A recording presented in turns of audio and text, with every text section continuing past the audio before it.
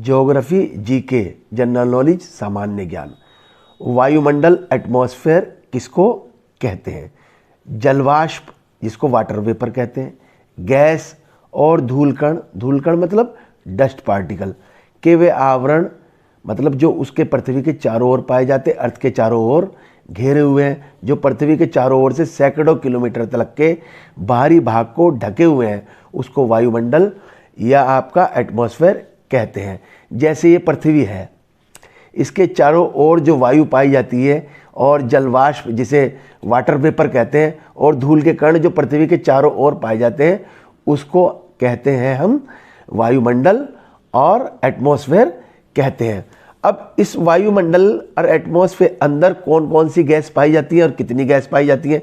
इस वायुमंडल के अंदर आपका 10 गैसें पाई जाती हैं और सबसे ज़्यादा जो गैस पाई जाती है वो आपका नाइट्रोजन पाई जाती है, वो 78% पाई जाती है। और ऑक्सीजन दूसरे नंबर की गैस है, वो 21% पाई जाती है।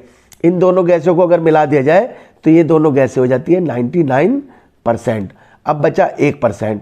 1% गैस में आपके बाकी 8 गैसें पाई जाती हैं। इसमें कार्बन डाइऑक्साइड है और दूसरी गैसें हैं जैसे argon, neon, helium, krypton, xenon, hydrogen और ओजोन, ये 1% पाई जाती है। उसके बाद आता है आपका अंतरिक्ष किसे कहते हैं? जिसको स्पेस कहते हैं, आसमान, आकाश। अब वायुमंडल का वे भाग जो पृथ्वी की वायुमंडल की सीमा हद से या लिमिट से उसके बाहर होता है, जैसे आपका ये इसके पृथ्वी के चारों ओर वायुमंडल पाया जाता है।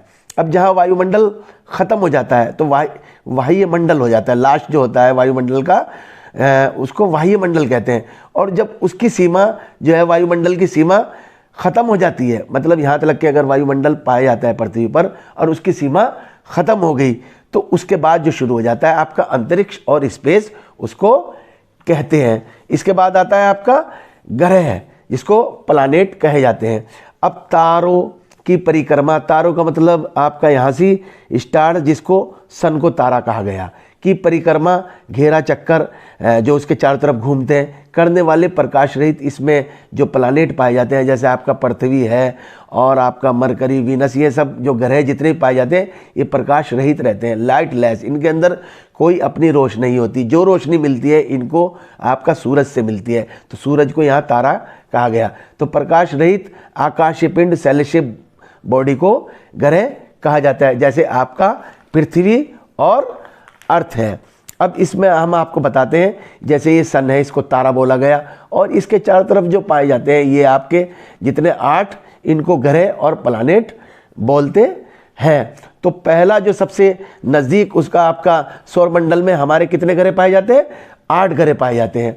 तो सबसे नज़दीक जो है आपका ग्रह, जो सूरज के आपके सबसे नज़दीक जो ग्रह पाया जाता है वो आपका मरकरी है, जिसको आपका हिंदी में कहते हैं बुध कहते हैं। और दूसरे नंबर पर जो ग्रह पाया जाता है आपका वीनस, जिसको हिंदी में आपका वीनस कहते हैं। और तीसरे नंबर पर अर्थ पाया जाता है, जिसको आपका पृथ्वी कहते हैं। और मंगल चौथे नंबर पर पाया जाता है, जिसको मार्स कहते हैं। और 5वें नंबर पर जुपिटर, जिसको बृहस्पति कहते हैं। और 6ठे नंबर पर आपका शनि, जिसको सैटर्न कहते हैं। और 7वें नंबर पर आपका ये जो पाया जाता है यूरेनस पाया जाता है, जिसको आपका अरुण कहते हैं। और 8वें नंबर पर नेपच्यून पाया जाता है। ये कुल 8 ग्रह हैं जो हमारे सौरमंडल में पाए जाते हैं। उसके बाद आता है आपका आता है ये उपग्रह। उपग्रह जिसको सैटेलाइट बोलते हैं। जैसे ग्रह होते हैं वैसे ही उपग्रह होते हैं। तो ग्रहों प्लैनेट की परिक्रमा, जो ग्रह जो होते हैं जिसे प्लैनेट बोलते हैं, वो आपका सूरज के चारों तरफ चक्कर काटते हैं।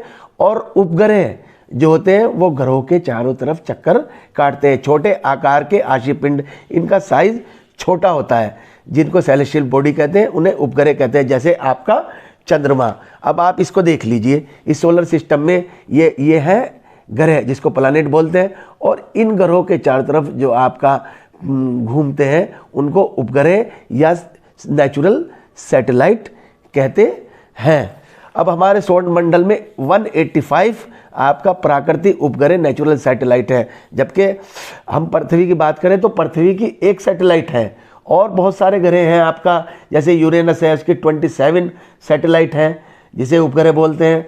और आपका मार्स की 2 सैटेलाइट है जिसको आपका प्राकृतिक उपग्रह बोलते हैं। उसके बाद आता है क्षुद्र ग्रह जिसको एस्टेरॉइड बोलते हैं।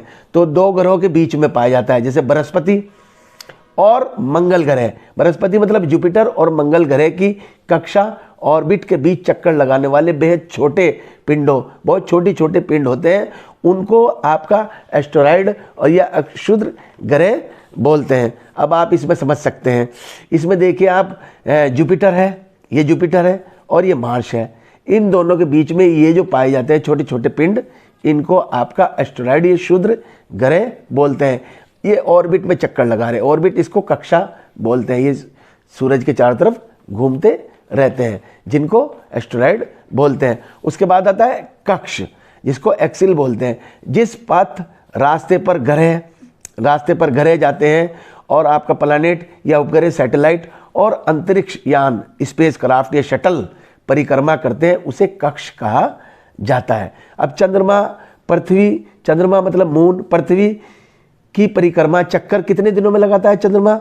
ये आपका 27 दिन 7 घंटे 43 मिनट में एक चक्कर चंद्रमा पृथ्वी का पूरा करता है।